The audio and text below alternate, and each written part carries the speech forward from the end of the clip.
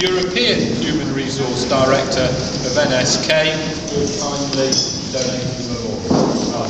Thank you very much. Mr. Mayor, councillors, ladies and gentlemen, it is a privilege for me to be invited here this evening as a representative of NSK and to be asked to speak to you as this memorial is unveiled. NSK is the successor company to Ransome Marles. This became RHP, Ransome, Hoffman and Pollard as the bearings industry consolidated. Then NSK started to invest in the UK some 40 years ago, and the Newark plant became successively RHP NSK and then NSK. The names changed, but the fundamental purpose of bearings has stayed the same. And that's why Newark was a target of enemy action back in 1941. Both sides in the conflict recognised the critical importance of bearings. The RAF and the US Army Air Force suffered significant losses of people and planes, raiding the bearings factories in Nazi Germany. And plants like Newark were on the Luftwaffe hit list. Bearings are the hidden miracle of modern rotating equipment.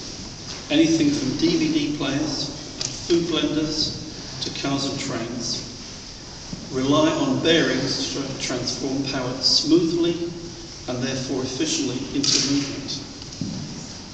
In times of warfare of the sort we saw in the 20th century, nation needs bearings to move and fight. So in a very real sense, the men and women who went to work at the factory in Northern Road were on the front line. Their skills and expertise were vital to this country, just as the skills and expertise of their successors are on the same side are today. NSK and its predecessors have always recognised the significance and sacrifice of the events in March 1941. To mark the 50th anniversary, we planted a tree and put a plaque inside the factory to commemorate those who died. But this is not accessible to the people of Newark, the descendants of those who died, and to those who wish to remember them. And that is why NSK was pleased to be asked to make its modest contribution to today's commemoration. We have never forgotten those who were lost, and this memorial will ensure that their names are recorded publicly and permanently. Thank you.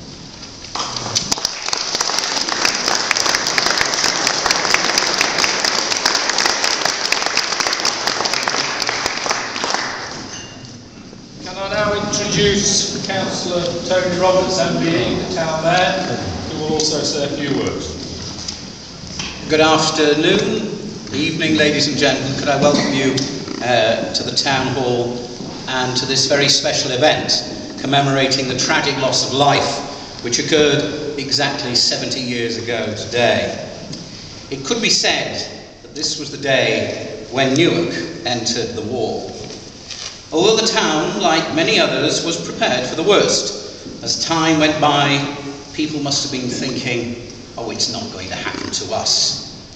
The sirens sounded on that fateful day, a sound that the people of the town had heard so many times, and many must have thought, oh, it's another false warning. As one survivor, Roy Lale, said, I was as bad as the rest, taking my time strolling out of the workshop. This time, the siren sound was accurate, and the enemy was on his way. We all know the tragic result of that raid. At long last, we are able to publicly commemorate the loss of 41 fellow Newarkers who were killed because they were playing their part in the defence of this nation. Part of my role here today is to pay tribute to and thank those who have made much of today possible. Lawrence Goff, who has done so much research and is noted for his persistence. Chris Grant, Mal Tilley and Mr. Blatherwick, who have kindly loaned pictures and memorabilia from the time. The representatives of NSK, the successor company to Ransome Marles. Rosemary Holmes and Jackie Jacobson, who kindly donated the bomb-damaged bearing recovered by their father after the raid. I am particularly pleased to be able to welcome the representatives of many families who suffered casualties on that day, but especially to welcome two veterans of the raid who are here today, Ron Davison and Bert Emerson, truly life survivors. Now, may I invite Alan Armstrong, NSK's European Human Resource Director, to join me in unveiling this memorial, which will now occupy a permanent place in the town hall. Thank you very much, ladies and gentlemen.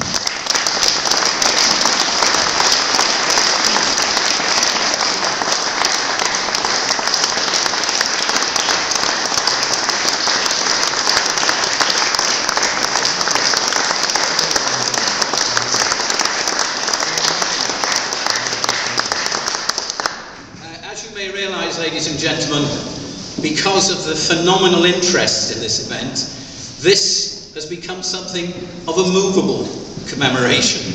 We were going to be downstairs where the memorial will be permanently placed. Then we moved up here because of the requirements of television this morning, and because you are so well represented, we decided to come in here. So tomorrow, when it's moved to its more permanent place, I can show you the floral tributes that so many have brought will be placed around the base of this memorial. Thank you very much indeed. Thank you.